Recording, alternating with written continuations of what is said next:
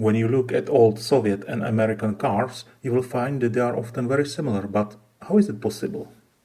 The Soviet Union was formed in the fire of Russian Civil War in 1920s and, right from its foundation, was in political and economical isolation. This started to change in 1930s and the Soviet Union signed a trade agreement with the American car company Ford.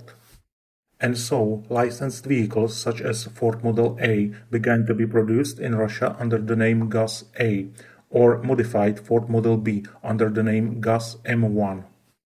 During the Second World War, production focused mainly on the military vehicles. Soviet designers learned about American Jeep vehicles and they were really interested in the concept. The Soviet Gas-64 and 67 vehicles were then created on the basis of Jeep Willys. In the 1950s, relations between the two powers significantly worsened and any further direct cooperation became impossible. The Soviet Union at the time was mainly taking over technology from defeated Germany, and so they started to produce more ordinary vehicles like the Moskvich 400, which was based on the Opel Kadett. However, for state officials, luxury vehicles began to be created based on American design, such as a copy of 1955 Packard Patrician named the Gas-13 Chaika.